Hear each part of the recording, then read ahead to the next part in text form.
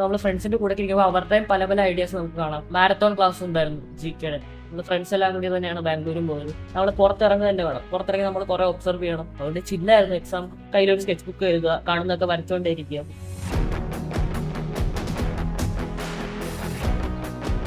Hi every one. ഇന്ന് നമ്മുടെ കൂടെ ഉള്ളത് നമ്മുടെ NID ടോപ്പറായ മിസ്റ്റർ ദേവ് നാരായണനാണ്. ഹായ് ദേവ്. ഹലോ സർ, എൻ്റെ പേര് ദേവനാരായണൻ.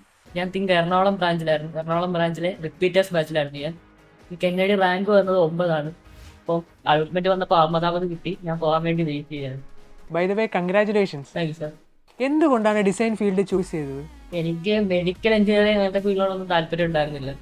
അപ്പോൾ ഞാനിങ്ങനെ സ്കെച്ച് ചെയ്യും. അപ്പോൾ ഗൂഗിളിൽ നോക്കി ഡിസൈനിങ്ങിനെ പറ്റി എന്തെങ്കിലും എൻട്രൻസ് എക്സാം ഉണ്ടോ എന്ന് നോക്കിയപ്പോഴാണ് ഞാൻ യൂസ്ഫിഡിനെ പറ്റി അറിഞ്ഞത്.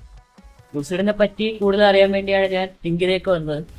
ലിങ്കിലേക്ക് വന്നപ്പോൾ പിന്നെ ഞാൻ NID പറ്റി അറിഞ്ഞു. ലിങ്ക് എന്നിട്ട് NID തിരികെ. ഓക്കെ, NID ക്രാക്ക് ചെയ്തു. അപ്പോൾ UCD എന്തായി? എത്രയാണ് റാങ്ക് വന്നത്? കാറ്റഗറി റാങ്ക് വന്നത് 110. കുഴപ്പമില്ല, അത്യാവശ്യം നല്ലൊരു റാങ്കും കൂടിയാണ്. ഇപ്പം തിങ്കിൽ വന്നിട്ടാണ് NIDയെ കുറിച്ച് അറിഞ്ഞെന്ന് പറഞ്ഞത്. അതേപോലെ തിങ്കിൽ വന്നിട്ട് എങ്ങനെയാണ് NID ക്രാക്ക് ചെയ്യാൻ പറ്റിയത്? തിങ്കിൽ ഇവിടെ ക്ലാസ്സസ് ഭയങ്കര അടിപൊളി ഇന്ററാക്റ്റീവ് ക്ലാസ് ആണ്. നമ്മുടെ ഐഡിയാസ് ഇമ്പ്രൂവ് ചെയ്യുന്ന ക്ലാസ്സുകളാണ്. നമ്മൾ ഫ്രണ്ട്സിന്റെ കൂടെ ഇരിക്കുമ്പോൾ അവരുടെയും പല പല ഐഡിയാസ് നമുക്ക് കാണാം. നമ്മുടെ ഐഡിയാസ് അപ്പോഴും ഇമ്പ്രൂവ് ചെയ്തുകൊണ്ടേയിരിക്കും. പിന്നെ ഇവിടെ തിങ്കിൽ തന്നെ ഓൾട്ടർനേറ്റ് ഡേയ്സിൽ മോക്ക് എക്സാംസ് നടത്തും, പിന്നെ ടെസ്റ്റ് നടത്തും. ഓക്കെ, അത് കൂടാതെ എന്തൊക്കെയാണ് തിങ്കിൽ പ്രൊവൈഡ് ചെയ്യുന്നത്? തിങ്കിൽ എല്ലാ സെലിബ്രേഷൻസും അടിപൊളിയായിട്ട് തന്നെ നടത്താറുണ്ട്.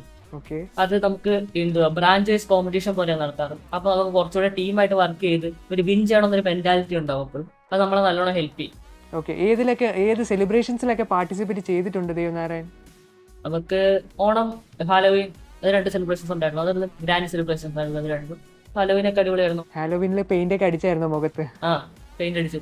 ഓക്കെ, ദേവനാരായണന്റെ ലാസ്റ്റ് മന്ത് പ്രിപ്പറേഷൻ എങ്ങനെയായിരുന്നു NIDക്ക് വേണ്ടി? ലാസ്റ്റ് മന്ത് പ്രിപ്പറേഷൻ എന്ന് പറയുമ്പോൾ ഞാൻ ജസ്റ്റ് സ്കെച്ച് ചെയ്ത് തന്നെ, വേറെ അങ്ങനെ വലുതായിട്ട് GK കുറെ ഫോക്കസ് ചെയ്തായിരുന്നു. നല്ലോണം GK കുറച്ച് ഡൗൺ ആണെന്ന് എനിക്ക് അറിയുമ്പോൾ GK കുറെ ഫോക്കസ് ചെയ്തു.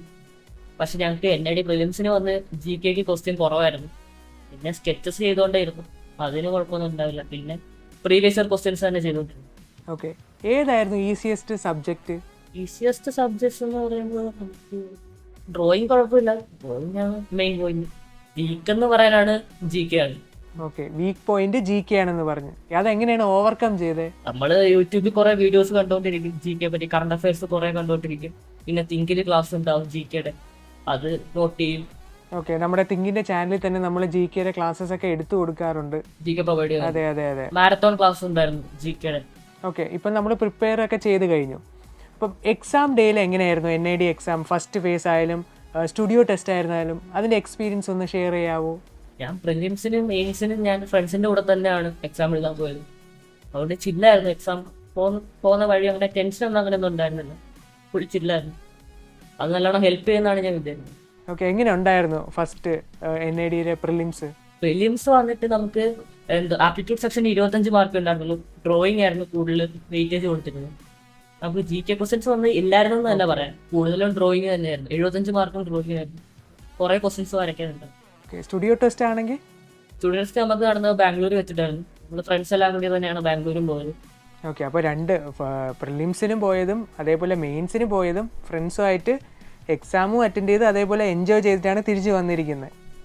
ഓക്കെ, അപ്പോൾ ഫ്രണ്ട്സിനൂടെ പോയാൽ നമുക്ക് സ്കോർ കൂടുതൽ വാങ്ങിക്കാൻ പറ്റുമെന്നുള്ളൊരു ഒരു കോൺഫിഡൻസും കൂടെ ഉണ്ട്. നമ്മൾ അത്ര ടെൻഷൻ ആവത്തില്ല, ചില്ലായിട്ടായിരിക്കും പോകുന്നത്. ടെൻഷൻ മനസ്സിലായി. ഓക്കെ, അത് നല്ലൊരു കാര്യം തന്നെയാണ്. ഓക്കെ, എക്സാം എഴുതി തിരിച്ചു വന്നു. റിസൾട്ട് വന്നപ്പോൾ എങ്ങനെയായിരുന്നു ദേവിന്റെ റിയാക്ഷൻ, അതേപോലെ പാരന്റ്സിന്റെ റിയാക്ഷൻ? റിസൾട്ട് വന്നപ്പോൾ വീട്ടിൽ ഞാൻ മാത്രമേ ഉള്ളൂ. പേരൻസ് രണ്ടുപേരും ജോലിക്ക് പോയി.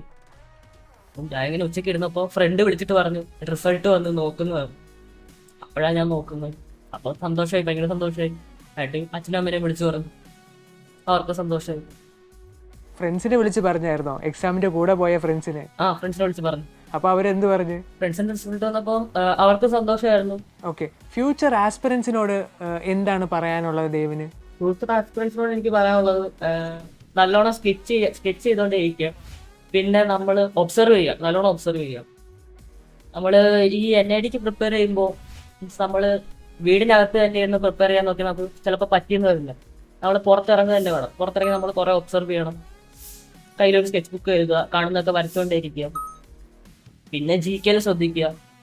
അത്രയും. ഓക്കെ, അപ്പോൾ നമ്മുടെ അടുത്ത സെഷനിലോട്ട് നമുക്ക് പോവാം. റാപ്പിഡ് ഫയർ എന്ന് പറഞ്ഞ സെഷൻ. ഈ സെഷനിൽ ഒറ്റ ഉത്തരമാണ് പറയേണ്ടത്. Okay. If not design, which field? Engineering. Sketch book or digital art? Sketchbook.